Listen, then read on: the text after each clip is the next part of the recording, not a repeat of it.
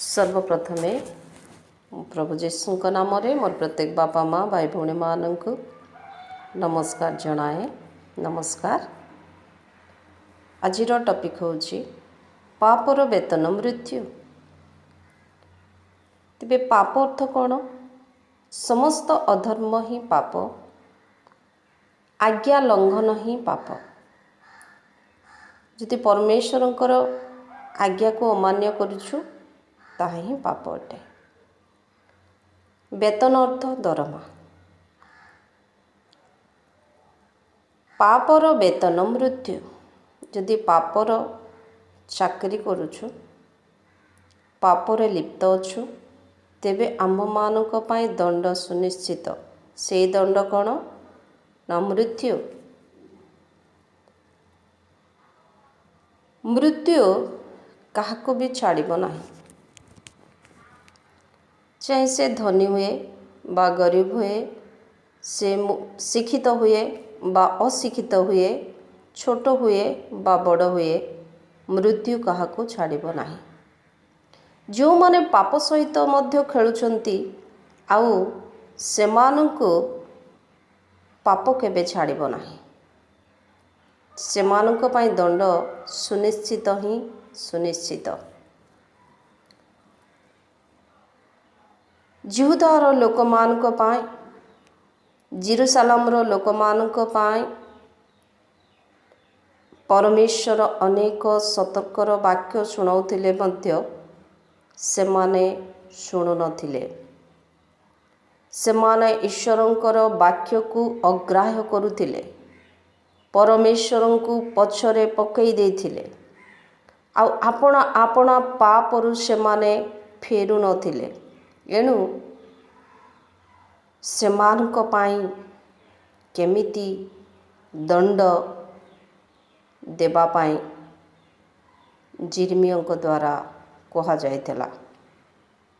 କେବଳ ଜିର୍ମିୟ ନୁହଁ, ଯିଶାୟଙ୍କ ଦ୍ୱାରା କୁହାଗଲା, ଜିର୍ମିୟଙ୍କ ଦ୍ୱାରା କୁହାଗଲା, ଅନେକ ଭବିଷ୍ୟତ ବକ୍ତାମାନଙ୍କ ଦ୍ୱାରା କୁହାଯାଇଛି, ତଥାପି ସେମାନେ ଶୁଣୁନଥିଲେ। ଆସନ୍ତୁ ଆମେ ଚିନ୍ତା କରିବା, ଦେଖିବା ଜିର୍ମିୟ ପୁସ୍ତକ ତାର 15 ପର୍ବର 1 ପଦ ଆମେ ପଢ଼ିବା। ଏହି ସ୍ଥାନରେ ଲେଖା ଅଛି, ସେତେବେଳେ ସଦାପ୍ରଭୁ ମୋତେ କହିଲେ, ଯଦ୍ୟପି ମୋଶା ଓ ସାମୁଏଲ ଆମ୍ଭ ସମ୍ମୁଖରେ ଠିଆ ହୁଅନ୍ତେ, ତଥାପି ଆମର ମନ ଏହି ଲୋକମାନଙ୍କ ପ୍ରତି ଅନୁକୂଳ ହୁଅନ୍ତା ନାହିଁ। ସେମାନଙ୍କୁ ଆମ୍ଭ ଦୃଷ୍ଟିରୁ ଦୂର କର, ସେମାନେ ବାହାରି ଯାଆନ୍ତୁ। ଦୁଃଖର ବିଷୟ, ଏହି ସ୍ଥାନରେ ପଢ଼ିବା ବେଳେ ନିଶ୍ଚିତ ଭାବରେ ଆମେ ସମସ୍ତେ ଜାଣିପାରୁଅଛୁ ଯେ ପରମେଶ୍ୱରଙ୍କର ଦୁଃଖ ଆଉ କ୍ରୋଧ। ଈଶ୍ୱରଙ୍କ ବାକ୍ୟରେ ଲେଖା ଅଛି, ଈଶ୍ୱରଙ୍କ କ୍ରୋଧ ସମ୍ମୁଖରେ କିଏ ଠିଆ ହେଇପାରିବ? ଏ ସ୍ଥାନରେ ପରମେଶ୍ୱର କହୁଛନ୍ତି ଜିର୍ମିୟଙ୍କୁ, ଯେ ଜିର୍ମିୟ, ମୋଶା ଓ ସାମୁଏଲ ଆମ୍ଭ ସମ୍ମୁଖରେ ଠିଆ ହୋଇ ଏହି ଲୋକମାନଙ୍କ ପାଇଁ କହିଲେ ମଧ୍ୟ ଆମ୍ଭେ ଆଉ ଶୁଣିବା ନାହିଁ। ସେମାନଙ୍କ ପ୍ରତି ଆମ୍ଭେ ଆଉ ଦୟା କରିବା ନାହିଁ, ଯେହେତୁ ଆମମାନେ ଦୟା କରି କରି, କ୍ଷମା କରି କରି କ୍ଳାନ୍ତ ହୋଇଯାଇଅଛୁ। ଏଣୁ ସେମାନଙ୍କୁ କୁହ ଯେ ଆମ୍ଭ ସମ୍ମୁଖରୁ ସେମାନେ ଦୂର ହୋଇଯାଆନ୍ତୁ, ସେମାନେ ବାହାରି ଯାଆନ୍ତୁ।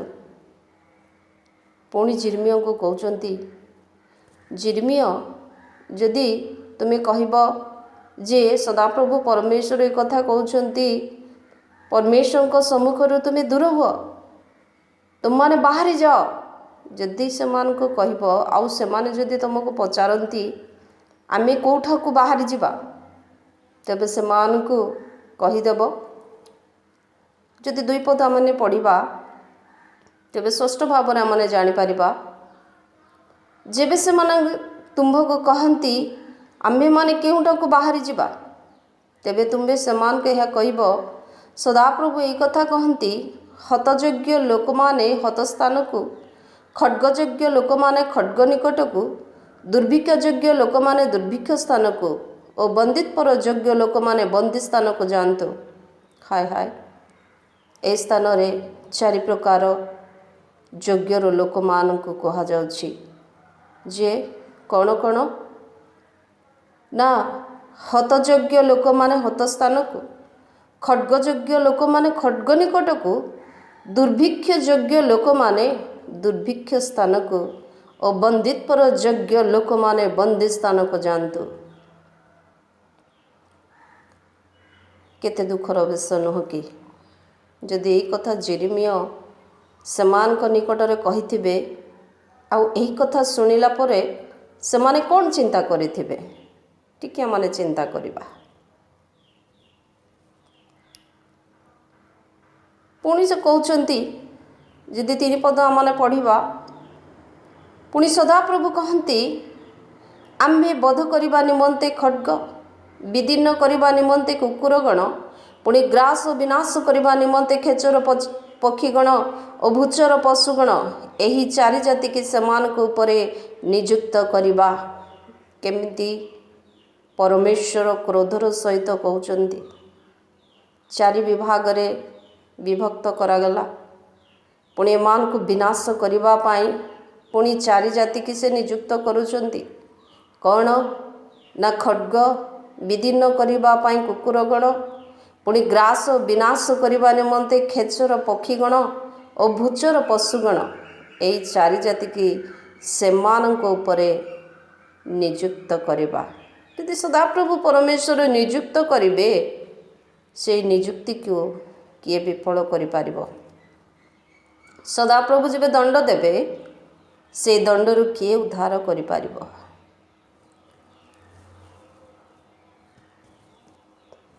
ମାନେ ଜାଣିପାରୁଛୁ କେତେ ନିର୍ଦ୍ଦୟର ଭାବ, ଦୁଃଖର ଭାବ, ବିରକ୍ତର ଭାବ। କ'ଣ ପାଇଁ ସେମାନଙ୍କ ପ୍ରତି ଏ ପ୍ରକାର କୁହାଯାଉଛି? କାହିଁକି ସଦାପ୍ରଭୁ ପରମେଶ୍ୱର ଏ ପ୍ରକାର କ୍ରୋଧ ହେଉଛନ୍ତି? ଯେହେତୁ ସେମାନେ ପାପରୁ ଫେରିଲେ ନାହିଁ, ଈଶ୍ୱରଙ୍କର ବାକ୍ୟକୁ ସେମାନେ ଅଗ୍ରାହ୍ୟ କଲେ, ପରମେଶ୍ୱରଙ୍କ ନିକଟରୁ ସେମାନେ ପଛକୁ ହଟିଗଲେ, ତାଙ୍କ କଥା ମାନିଲେ ନାହିଁ, ଯଦ୍ୱାରା ଆଜି ସେମାନଙ୍କୁ ଏହି ପ୍ରକାର ଦଣ୍ଡ ଦିଆଯାଉଛି। ପୁଣି ଯଦି ଏମାନେ ପଢ଼ିବା, ସଦାପ୍ରଭୁ ପରମେଶ୍ୱର ପୁଣି ସେମାନଙ୍କୁ କହୁଛନ୍ତି କ'ଣ? କାରଣ ହେ ଜେରୁସାଲେମ, କିଏ ତୁମକୁ ଦୟା କରିବ? ଯଦି ସଦାପ୍ରଭୁ ପରମେଶ୍ୱର ଏହି ପ୍ରକାର ଦଣ୍ଡ ଦେବେ, ତେବେ କିଏ ଦୟା କରିବ? ଅବା କିଏ ତୁମ୍ଭ ଲାଗି ବିଳାପ କରିବ? ଅଥବା ତୁମର ମଙ୍ଗଳ ବିଷୟ ପଚାରିବା ପାଇଁ କିଏ କତିକି ଆସିବ? କେତେ ଦୁଃଖର ବିଷୟ। ହେ ମୋର ପ୍ରିୟର ଲୋକମାନେ, ସେଦିନ ଯିହୁଦା ଆଉ ଜେରୁସାଲେମକୁ ପ୍ରଭୁ ଦୁଃଖର ସହିତ, ବିରକ୍ତର ସହିତ, କ୍ରୋଧର ସହିତ ଏ କଥା କହୁଛନ୍ତି, କିଏ ତୁମକୁ ଦୟା କରିବ? କିଏ ତୁମ୍ଭ ଲାଗି ବିଳାପ କରିବ? ଅଥବା ତୁମର ମଙ୍ଗଳ ବିଷୟ ପଚାରିବା ପାଇଁ କିଏ କତିକି ଆସିବ? କିଏ ପାଖକୁ ଆସିବ? କିଏ ଦୟା କରିବ? ପୁଣି ସଦାପ୍ରଭୁ କହୁଛନ୍ତି, ତୁମ୍ଭେ ଆମ୍ଭକୁ ଅଗ୍ରାହ୍ୟ କରିଛ, ତୁମ୍ଭେ ପଛକୁ ହଟିଯାଇଛ, ଏ ନିମନ୍ତେ ଆମ୍ଭେ ତୁମ୍ଭ ବିରୁଦ୍ଧରେ ଆପଣା ହସ୍ତ ବିସ୍ତାର କରି ତୁମ୍ଭକୁ ନଷ୍ଟ କରିଅଛୁ। ଆମ୍ଭେ କ୍ଷମା କରି କରି କ୍ଳାନ୍ତ ହୋଇଛୁ। କେତେ ଦୁଃଖର ବିଷୟ। କେମିତି ଦୁଃଖର ସହିତ କହୁଛନ୍ତି, ତୁମ୍ଭେ ଆମ୍ଭକୁ ଅଗ୍ରାହ୍ୟ କରିଛ, ତୁମ୍ଭେ ପଛକୁ ହଟିଯାଇଛ, ଏ ନିମନ୍ତେ ଆମ୍ଭେ ତୁମ୍ଭ ବିରୁଦ୍ଧରେ। ଯଦି ସଦାପ୍ରଭୁ ବିରୁଦ୍ଧରେ ଠିଆ ହୁଅନ୍ତି, କିଏ ସପକ୍ଷ ହେବେ? ସଦାପ୍ରଭୁ ଯେବେ ସପକ୍ଷ ହୁଅନ୍ତି, କିଏ ଆମମାନଙ୍କର ବିପକ୍ଷ ହେବେ? ତେଣୁ ଆସୁ ଆମମାନେ ଚିନ୍ତା କରିବା। ଏହା ଭାବିବାର ସମୟ, ଚିନ୍ତା କରିବାର ସମୟ।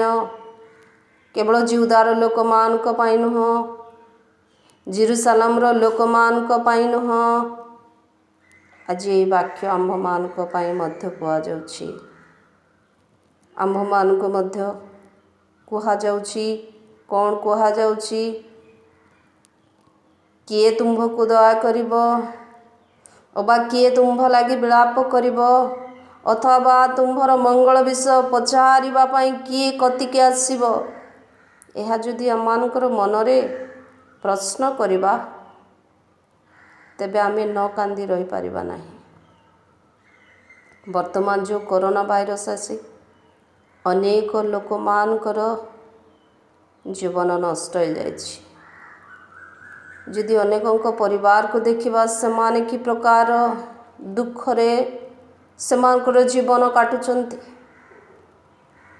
सेमान को पचारिबा पाए आज सेमान को निकटरे लोक नाहंती। केवल यही प्रकार दंड मनीष कि कौनसी भाइरस द्वारा ही नहीं, यह हूँ सदाप्रभुंकर क्रोध। पुणी से कहते आम्भे सेमान को देशर पुरद्वार समूह रे कुल्लारे पाछुड़ी अछु। आम्भे सेमानंको संतान संतत विहीन करिअछु। आम्भे आपणा लोक मान को विनाश करिछु। सेमाने आपणा आपणा पथरु फेरी नाहंती। इते समस्त विषय करिबा सत्वे भी सेमाने आपणा आपणा पापरु फेरी नाहंती। काहेकि आम जीवन रे ए प्रकार हैला, काहेकि ए प्रकार विपद माड़ी आसिला, आमर संतान संतति काहेकि मृत्युवरण कले, आम ठारू काहेकि छिन्न हो गले, आम प्रति काहेकि विनाश आसीअछि, यही कथा सेमाने चिंता कले नाही। प्रिय मोर लोक माने ए स्थान रे जहाँ लेखा अछि कुल्लारे पाछुड़ अछु, यदि से प्रकार भावरे केवल जिउदार लोक मानक पाई जेरुसालेम लोक मानक पाई कुल्लारे पाछड़ा जाइछि ता नुह। यदि आम मानक जीवन रे एई प्रकार कुल्लारे पाछड़ा जाए तेबे आम मानकर परिस्थिति कौन हेबो? आमने कौन करिबा? आमने जो पापरे आमने लिप्त होई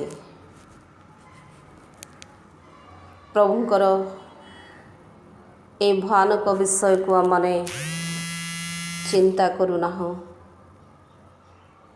आमने चिंता करिबा दरकार, आमने भाबिबा दरकार, तेबे प्रभु आमान को आशीर्वाद करिबे। जेतु से पाप को घृणा करती किंतु पापी को से प्रेम करती। आसंतु आमने पदे गीत गाई प्रार्थना करिबा। निज हृदय को पचारंतु, यदि सदा प्रभु मो विरुद्धरे ठिया हुंती तेबे किए मते साहाय्य करिबो, किए मोर सपक्ष हेबो? आसंतु प्रार्थना करिबा। करिछि पाप जीवने मोर, करुछि आजि मु स्वीकार, लुहर रूपे बहुछि आजि अनुतापर मईधर। जीसु हे जीसु हे कर दिया क्षमा एथर,